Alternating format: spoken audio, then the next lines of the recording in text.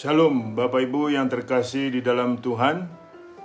Salam sejahtera, puji Tuhan.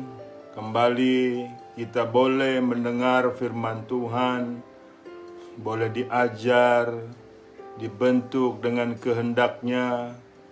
Kiranya hati kita untuk terbuka sebagai tanah yang subur untuk dinasehati dengan firman Tuhan ini. Bapak Ibu yang terkasih di dalam Tuhan, tema pada hari ini kita akan bicara mengenai berubah tetapi tidak berbuah. Berubah tetapi tidak berbuah. Kok bisa dalam kondisi itu? Kalau Anda punya pertanyaan, ya, bisa terjadi saudaraku, sangat bisa terjadi, bahkan sering terjadi. Tetapi untuk itu kita terlebih dahulu berdoa, kiranya firman Tuhan ini menjamah hati dan pikiran kita dan menyadarkan bahwa selama yang kita hidup itu banyak kesalahan. Bapa Surgawi, dalam nama Tuhan Yesus, terpujilah nama Tuhan. Kembali kami mengucap syukur pada hari ini kembali mendengar firman-Mu. Dibentuk dengan kehendak-Mu untuk kami hidup sesuai rencana-Mu. Terima kasih Bapa, dalam nama Tuhan Yesus kami berdoa bersyukur. Haleluya, amin. Saudara, tema pada hari ini sangat menarik mengenai berubah tetapi tidak berbuah. Sesungguhnya banyak sekali orang Kristen itu menjadi Kristen hanya untuk merubah nasib, bukan merubah hidup. Kok bisa begitu, Pak? Saudara lihat, seringkali orang Kristen itu hidupnya ingin berubah secara finansial, keuangan, secara kesehatan yang tadinya sakit mau sembuh, secara jabatan yang tadinya tidak memiliki apa-apa, ingin memiliki jabatan kesuksesan dan keberhasilan. Hanya berkisar di sekitar itu Bapak Ibu, tanpa pikir panjang, tanpa berpikir lebih mendalam untuk berbuah dalam hidupnya. Makanya banyak sekali tampilan-tampilan orang Kristen, kebanggaannya adalah dengan mengatakan atau dengan menyatakan, puji Tuhan Pak Pendeta, saya dulu miskin, sekarang sudah menjadi kaya. Dulu saya sakit, sekarang Tuhan sudah sembuhkan. Dulu saya nggak punya pekerjaan, sekarang saya punya pekerjaan. Dulu saya tidak punya keturunan, sekarang punya keturunan. Dulu saya belum punya jodoh, sekarang sudah ada jodoh. Cuma begitu-begitu aja Bapak Ibu, ingin berubahnya cuma sekitar itu. Jadi Tuhan itu adalah untuk kesenangan pribadinya, sementara perbuatan jahatnya tetap dilanjutkan, perbuatan najisnya tetap dilanjutkan, perbuatan liciknya tetap dilanjutkan, manusia lamanya tetap bercokol di dalam dirinya. Jadi kamu mau berubah atau mau berbuah? Ini pertanyaan besar Bapak Ibu bagi setiap kita. Kalau Bapak Ibu ingin sekedar berubah, hanya masalah-masalah materi, kedagingan, masalah-masalah keduniawian, sama dengan orang-orang dunia. Mereka ke dukun ingin berubah nasib. Iya toh, mereka ke gunung anu ingin berubah nasib. Apa perbedaannya? Apa perbedaannya Bapak Ibu? Tidak ada perbedaan kalau begitu. Sementara nilai-nilai hal yang baik, pertobatan tidak pernah terjadi atas hidupmu. Kalau demikian kondisinya Bapak Ibu, bisakah engkau masih mengharapkan hidup dalam kekekalan di dalam kerajaan surga? Kita harus berpikir lebih jauh. Kita harus berpikir lebih mendalam soal nilai kita. Kenapa kita menjadi orang Kristen? Yaitu karena kasih karunia, Pak. Ya betul, oleh karena kasih karunia. Selanjutnya, Bapak Ibu, apa yang engkau akan buat? Apa yang telah kau perbuat setelah dalam anugerah Tuhan? Nah, untuk itu saudaraku, yang pertama yang kita cari sesungguhnya bukan yang kita butuhkan. Yang kita cari bukan yang kita butuhkan. Saya ambil dari firman Tuhan di Matius 6 ayat 33. Tetapi carilah lebih dahulu kerajaan Allah dan kebenarannya, maka semuanya itu akan ditambahkan kepadamu. Sebab itu janganlah kamu khawatir akan hari besok, karena hari besok mempunyai kesusahannya sendiri. Kesusahan sehari cukuplah untuk sehari. Saya ulang. Tetapi carilah lebih dahulu kerajaan Allah dan kebenarannya. Ini sebetulnya kebutuhan kita, yaitu apa kehendak Tuhan yang harus kita laksanakan. Itu kebutuhan kita, Bapak Ibu. Yang kita butuhkan adalah menyenangkan hati Tuhan mengenai sandang papan pangan. Akan kebutuhan apa yang kita makan, apa yang kita pakai, itu Tuhan sudah sediakan, saudaraku. Jadi jangan terbalik, saudara, hidup ini. Jangan kita malah tidak bertobat. Yang kita cari, kita bertuhan hanya masalah-masalah yang lenyap seketika. Tidak di dalam kekekalan. Bukankah itu kepicikan dalam kerohanian kita, saudaraku? Ingat baik, saudara, hidup itu lebih penting dari makanan. Tubuh ini lebih penting dari pakaian. Itu yang harus kita cerna, itu yang harus kita pikirkan matang-matang. Apa maksudnya? Supaya terkondisikan hidup kita sungguh-sungguh dalam pertobatan. Jadi selama ini yang kita butuhkan bukan Tuhan rupanya kalau kita cuma masalah-masalah keduniawian. Patut disayangkan, saudaraku, kalau kita menjadi Kristen hanya sekedar berubah nasib. Iya kan? Bukan berbuah. Kalau kita tidak berbuah, saudaraku, kita dikerat. Seperti ranting tidak berbuah, dikerat, kemudian dilempar ke api. Bukankah itu satu hal yang ironis, saudaraku? Makanya, saudaraku, banyak, saya ulang kembali, banyak orang Kristen tampilannya, saudaraku, kebanggaannya hanya sebatas berubah, tetapi tidak berbuah. Begitu dia bangga dengan menjadi orang Kristen berhasil, sukses. Sementara perbuatan dosanya terus berjalan. Pertobatannya tidak ada. Jadi sama dengan engkau menyia-nyiakan anugerah tersebut. Sama aja engkau menginjak-injak karya Tuhan dalam kasih karunia-Nya tersebut. Saudara, penting untuk kita pikirkan matang-matang. Lukas 12 ayat 23. Sebab hidup itu lebih penting daripada makanan dan tubuh itu lebih penting daripada pakaian. Perhatikanlah burung-burung gagak yang tidak menabur dan tidak menuai dan tidak mempunyai gudang atau lumbung. Namun demikian diberi makan oleh Allah, betapa jauhnya kamu melebihi burung-burung itu. Saudara lihat, kita ini jauh melebihi burung-burung, Bapak Ibu. Kita ini punya otak, punya pikiran, punya kognitif, punya afektif, punya psikomotorik. Burung-burung itu tidak, tapi Tuhan pelihara, terlebih kita, Bapak Ibu. Jadi bakal apa yang dikatakan kita punya otak, punya pikiran, punya perasaan, kalau hanya untuk keduniawian, tidak dialamatkan akan kebutuhan dengan Tuhan.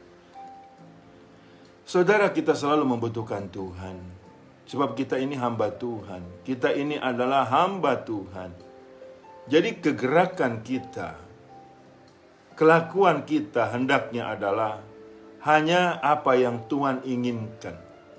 Hanya untuk menyenangkan hati Tuhan. Bukan sekarapmu. Ya, bukan semua gue lagi, Bapak Ibu. Tidak bisa tampilan-tampilan sama dengan orang dunia, saudaraku. Jadi apa yang kita butuhkan itu sudah jelas, Tuhan. Carilah lebih dahulu kerajaan Allah beserta kebenarannya. Ya kan, semua akan ditambahkan. Roma 2 ayat 6. Ia akan membalas setiap orang menurut perbuatannya, yaitu hidup kekal kepada mereka yang dengan tekun berbuat baik, mencari kemuliaan dan kehormatan dan ketidakbinasaan.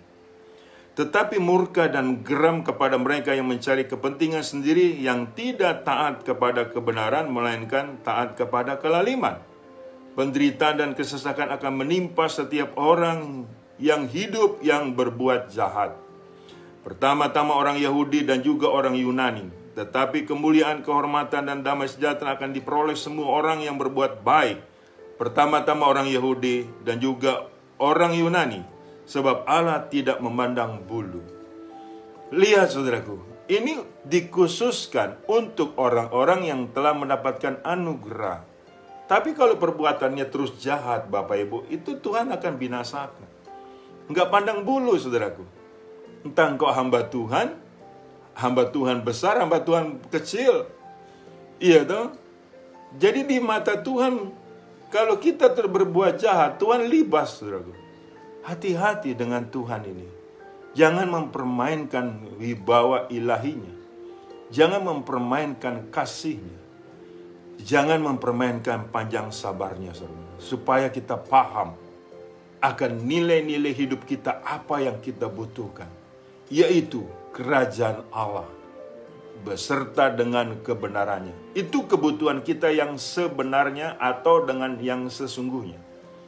Mengenai pakaian, pangan, sandang, itu semua Tuhan sudah sediakan. Dan itu akan lenyap. Sementara kita akan menuju kerajaan sorga. Yang kedua saudaraku, yang kita cari bukan yang kita pentingkan. Yang kita cari bukan yang kita pentingkan. Di Matius 16 ayat 23. Celakalah kamu, hai ahli-ahli Taurat dan orang-orang Farisi. Hai kamu orang-orang munafik, sebab persepuluhan dan selasi, adas manis dan jintan kamu bayar. Tetapi yang terpenting dalam hukum Taurat kamu abaikan, yaitu keadilan dan belas kasihan dan kesetiaan. Yang satu harus dilakukan dan yang lain jangan diabaikan. Hai kamu pemimpin-pemimpin buta, nyamuk kamu tapiskan dari dalam minumanmu, tetapi unta yang di dalamnya kamu telan. Celakalah kamu, hai ahli-ahli Taurat dan orang-orang Farisi, dan kamu, hai orang-orang munafik, sebab cawan dan pinggan kamu bersihkan sebelah luarnya, tetapi sebelah dalamnya penuh rampasan dan kerakusan. Hai orang-orang Farisi yang buta, bersihkanlah dahulu sebelah dalam cawan itu, maka sebelah luarnya juga akan bersih. Celakalah kamu, hai ahli-ahli Taurat dan orang-orang Farisi, hai kamu orang-orang munafik, sebab kamu sama seperti kuburan yang dilabur putih, yang sebelah luarnya memang bersih tampaknya, tetapi yang sebelah dalamnya penuh tulang belulang dan pelbagai jenis kotoran. Yang kedua, saudaraku, yang kita cari bukan yang kita pentingkan. Yang kita cari adalah hormat akan manusia, mencari pujian dari manusia. Dan makanya dari itu membanggakan dirinya sedemikian rupa sehingga muncullah nilai apa? Nilai kesombongan rohani, saudaraku. Sementara kasih, kesetiaan, keadilan dibuang. Tidak lagi mempunyai kasih, tidak lagi mempunyai keadilan dan kesetiaan. Ini tidak boleh. Yang kita pentingkan adalah keadilan, belas kasihan, dan kesetiaan. Itu nilai-nilai yang harus kita jalankan di dalam nilai-nilai ibadah, di dalam nilai hidup kita, Bapak Ibu. Bukan mengkondisikan hidup kita ini menjadi orang hebat, seolah-olah kita ini adalah orang yang benar, tetapi tanda kutip, sesungguhnya kita orang yang tidak benar. Jangan sembunyikan ketidakbenaranmu di hadapan Tuhan. Jangan terus kau simpan kemunafikanmu. Tuhan tahu. Kecuali engkau tidak tahu dan tidak percaya Yesus adalah Tuhan semesta alam. Dia maha tahu. Kecuali itu. Kalau engkau tidak percaya Dia maha tahu, ya pasti kemunafikan akan dijalankan terus-menerus, saudaraku. Tidak terbuka, tidak hidup dalam pertobatan, tidak mempunyai kasih, tidak mempunyai keadilan, yang tidak mempunyai kesetiaan. Itu yang kita pentingkan. Nah, kalau kita yang cari bukan yang kita pentingkan, hal ketiga bagian itu, yang kita cari apa? Nama baik apa? Iya kan, saudaraku? Kalau tidak ada Tuhan, kita tidak bisa berbuat apa-apa, saudaraku. Makanya banyak orang Kristen, saudaraku, menjadi Kristen itu yang dipentingkan bukannya Tuhan. Dengan nilai-nilai yang keadilannya, kesetiaannya, dan kasihnya, dan belas kasihannya. Makanya banyak orang Kristen itu yang kejam. Yang kejam dengan sesamanya. Apalagi, saudaraku, saya sering banyak cerita. sering mendengar cerita gara-gara warisan ribut. Iya kan, padahal satu rahim, satu ibu. Kristen lagi, saudara. Kalau bukan Kristen saya nggak ngomong. Banyak pengaduan-pengaduan selama saya pelayanan mengenai warisan. Iya kan, saling baku pukul, saudaraku. Itu yang dinamakan, yang dipentingkan. Yang dipentingkan apa?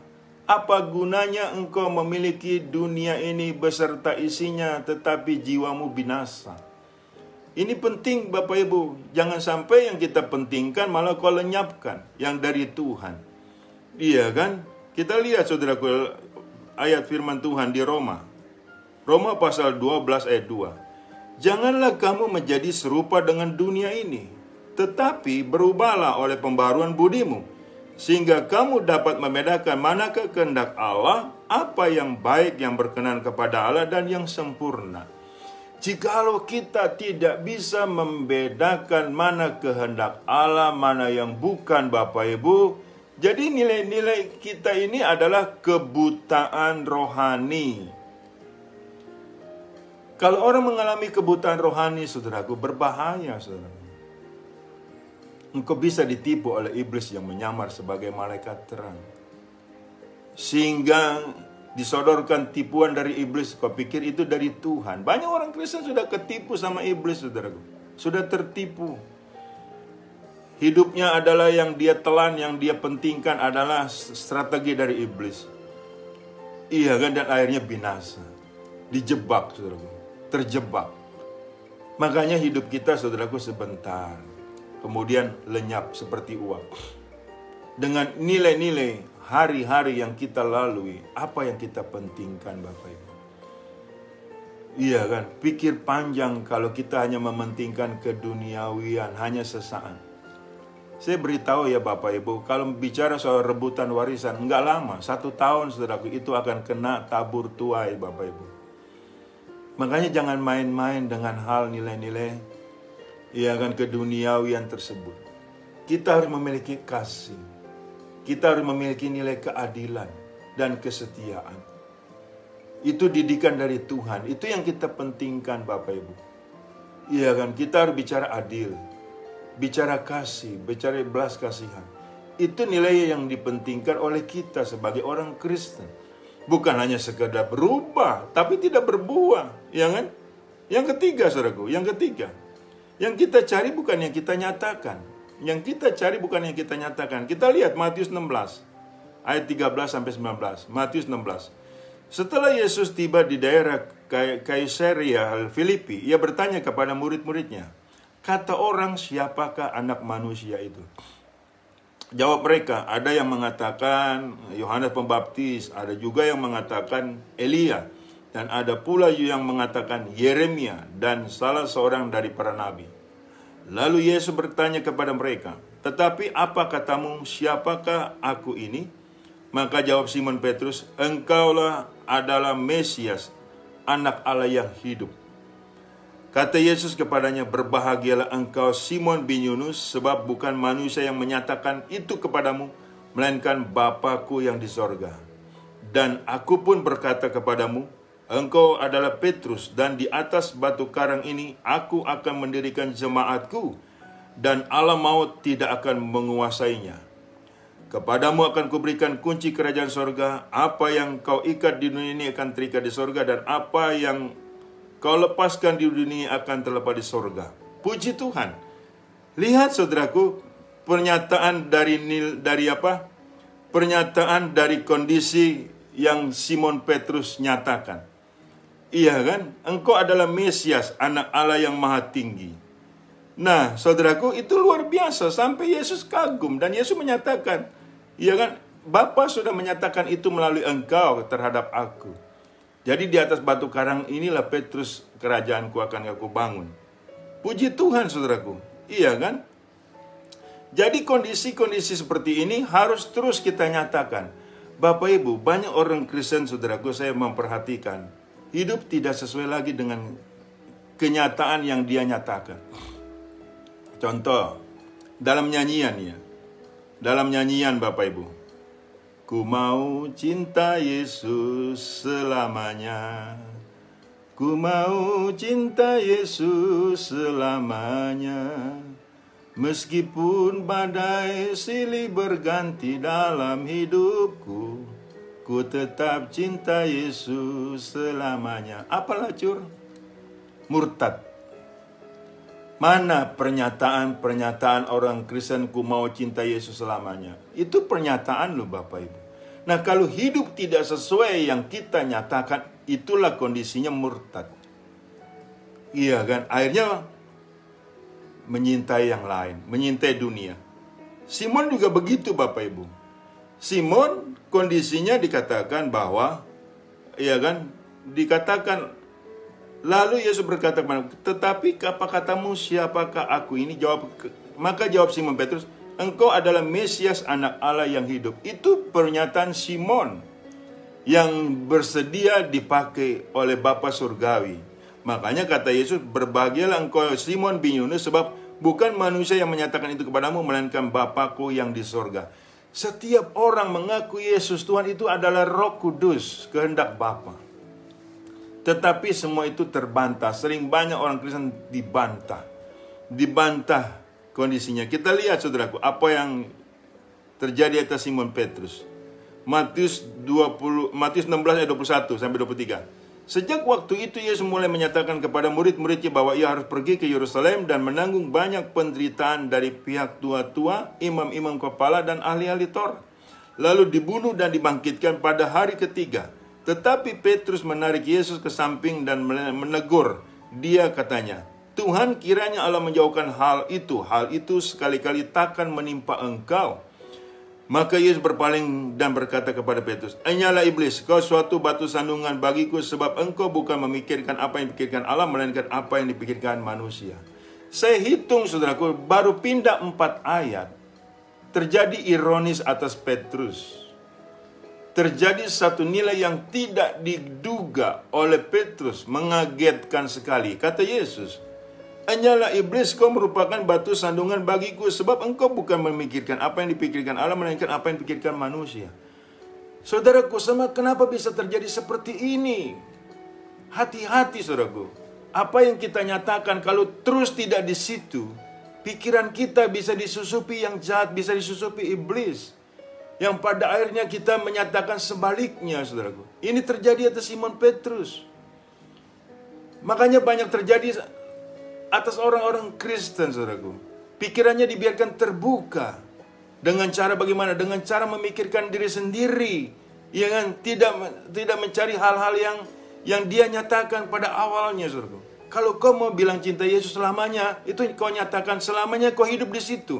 Hidup menyatakan kau cinta Yesus selamanya dengan perbuatan-perbuatan pertobatanmu. Jadi jelas sekali, saudaraku. Jangan engkau ini siang A, sore B, pelintat-pelintut Bapak Ibu. Tidak bisa, saudaraku. Iya kan? Terjadi atas Simon Petrus. Hanyalah iblis, kau merupakan batu sandungan bagiku. Engkau bukan memikirkan apa yang dipikirkan Allah. Berarti Simon Petrus ini tidak stabil Bapak Ibu. Tidak stabil. Tidak memikirkan hal-hal yang dia nyatakan. Mari kita kembali kepada posisi semula. Apa yang telah kau nyatakan kepada Yesus? Apa yang telah kau nyatakan? Sumpah setia, sumpah tidak boleh. Setia sehidup semati, sampai mati menyertai Yesus, itu kau nyatakan. Jangan sampai kau berubah pikiran. Karena iblis itu akan serang pikiranmu, akan serang jiwamu, tatkala engkau tidak selalu memikirkan apa yang kau nyatakan. Setiap kita ingat waktu kita dibaptis. Waktu kita dibaptis, kita menyatakan dirinya untuk setia kepada Yesus Kristus. Oleh karena anugerah telah memilih, memanggil kita. Makanya banyak yang dipanggil, sedikit yang dipilih Bapak Ibu. Ya kan? Ingat baik. Apa yang kau nyatakan, itulah yang kau harus cari. Terus engkau lakukan sampai sempurna. Ya kan? Saya pikir terlalu banyak Anda nyatakan kepada Yesus. Isi hatimu kau nyatakan kepada Yesus. Tapi terlalu banyak pula engkau hidup seperti apa yang kau nyatakan. Banyak orang Kristen, saudaraku, siang beda, pagi beda, malam beda kepada Yesusnya. Wah, itu namanya suam-suam kuku. Jangan salahkan Tuhan kalau dimuntahkan, saudaraku. Makanya di sini saudaraku kita perlu kehati-hatian. Hiduplah seperti orang-orang yang kondisinya orang benar, Bapak Ibu. Hidup sesuai apa yang telah kau nyatakan. Iya kan? Saudaraku, mulut kita lah yang harus dipegang. Perkataan kita lah yang harus dipegang. Yang harus kita nyatakan. Dan itu harus dilakukan. Kalau tidak demikian, saudaraku, omong kosong. Makanya seringkali kita cuma hidup mau berubah, tetapi tidak mau berbuah. Hidup ini, saudaraku, righteousness, satu proses nilai kebenaran. Nah, kita harus diproses terus, diproses. Tapi kita pegang kuat apa yang kita nyatakan. Kita tetap mengasihi Tuhan selama-lamanya apapun yang terjadi. Kita lihat satu ayat lagi, Markus 11 ayat 9. Orang-orang yang berjalan di depan dan mereka yang mengikuti dari belakangnya mengatakan, Hosana, diberkatilah dia yang datang dalam nama Tuhan. Diberkatilah kerajaan yang datang, kerajaan Bapa kita Daud, Hosana di tempat yang maha tinggi. Nah ini juga, ya kan? Waktu itu Tuhan naik ke ledai, kemudian mereka sambut, saudaraku. Nah sebentar lagi kita akan merayakan Jumat Agung, saudaraku, tepat sekali. Mereka menyatakan, Hosana, diberkatilah dia yang datang dalam nama Tuhan, diberkatilah kerajaan yang datang, kerajaan Bapa kita Daud, Hosana di tempat yang maha tinggi. Tapi apa lacur selanjutnya? Salibkan dia, salibkan dia. Orang yang sama mengatakan Hosana, tetapi kemudian mengatakan salibkan dia. Ini orang hidup bukan mencari apa yang dia nyatakan, bukan meneguhkan apa yang dia nyatakan, bukannya dia kondisi untuk menguatkan apa yang dia nyatakan kepada Yesus yang tadinya dibilang Hosana, kemudian mengatakan salibkan dia. Kok bisa begitu, Bapak Ibu? Nah inilah, saudara, inilah cerdiknya iblis dan bodohnya kita.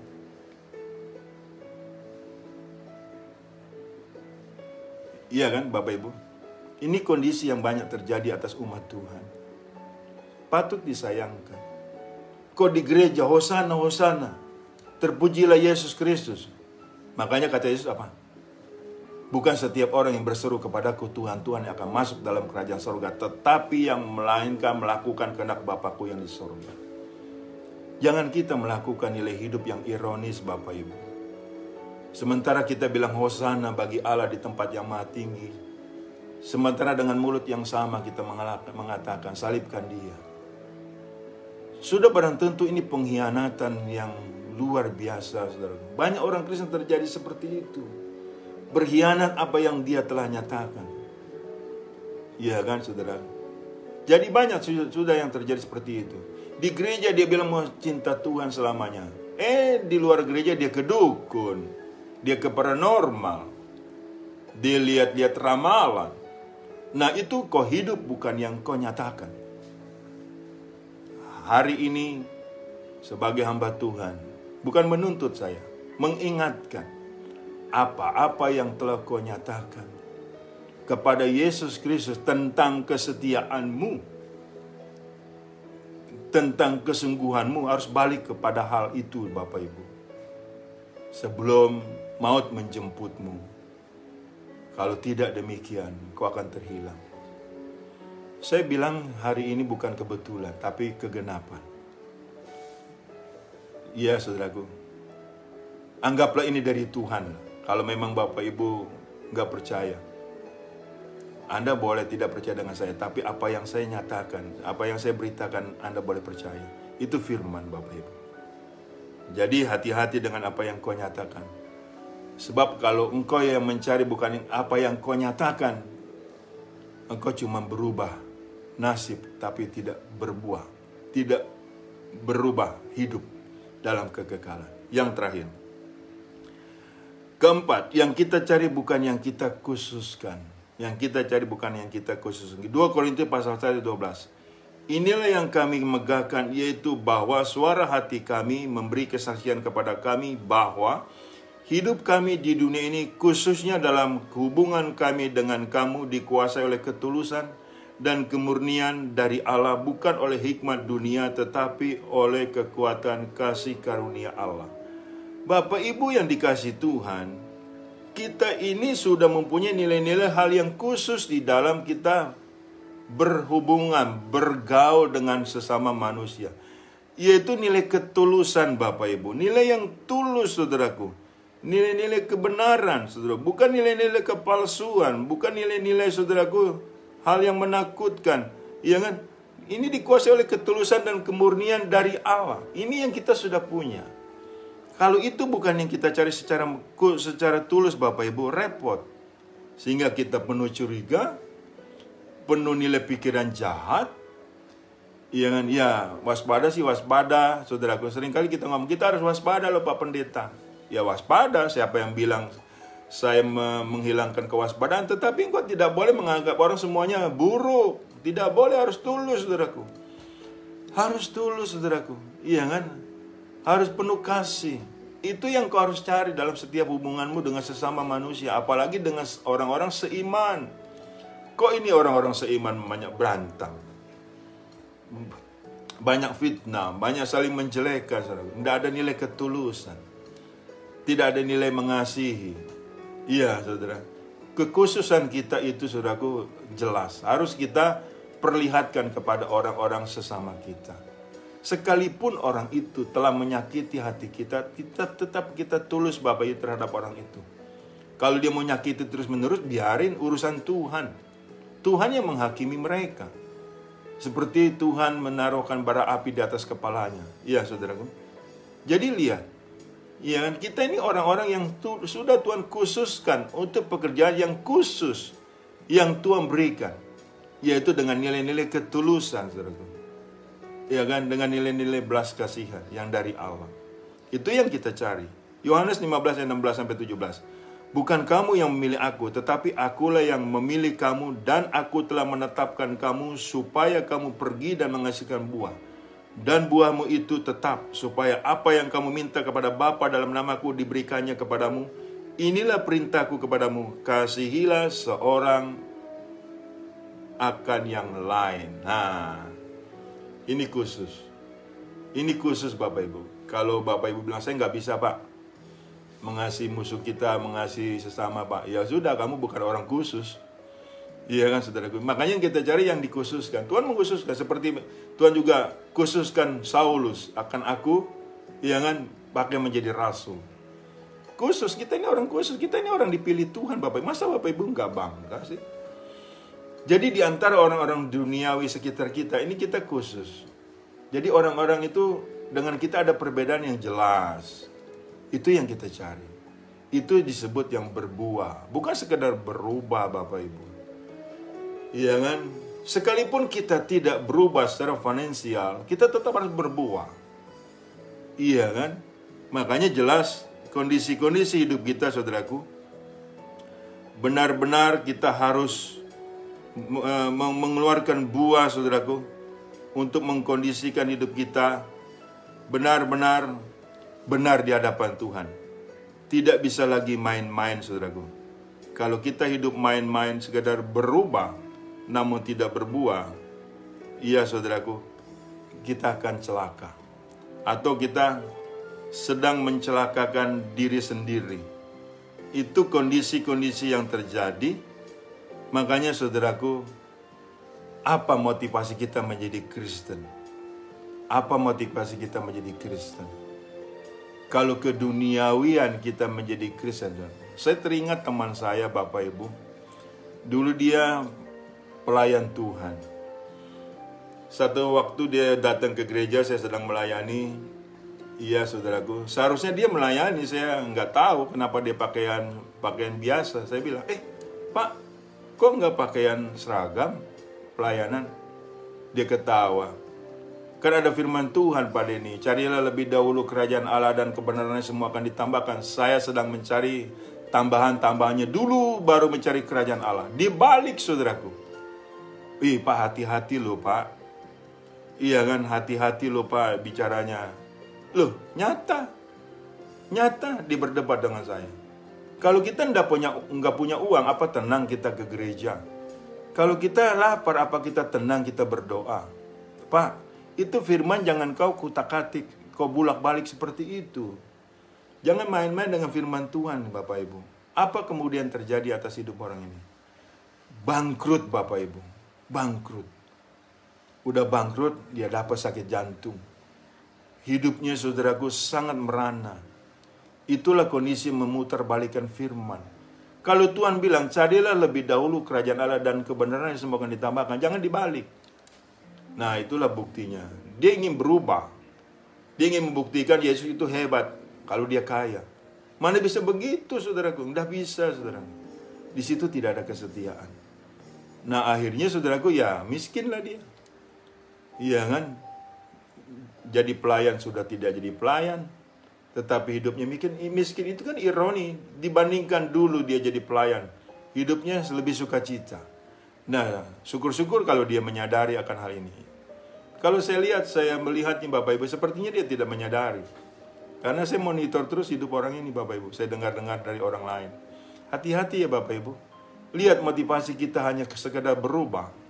Seperti seorang bukan Kristen yang hanya sekedar berubah finansial. Salah, saudara. Kita harus berbuah. Apapun yang terjadi. Saya percaya firman Tuhan ini telah memberkati kita. Saya berdoa untuk Bapak Ibu sekalian. Bapak Surgawi, dalam nama Tuhan Yesus, aku sudah menyampaikan isi hatimu Tuhan. Kami menjadi orang Kristen dipilih Tuhan. Bukan sekedar berubah nasib. Tetapi kami ingin berubah hidup, yaitu berbuah. Berbuah-buah menurut buah roh yang Tuhan inginkan, yang untuk kami setia kerjakan di dalam seumur hidup kami. Firman-Mu ini tidak pernah kembali dengan sia-sia.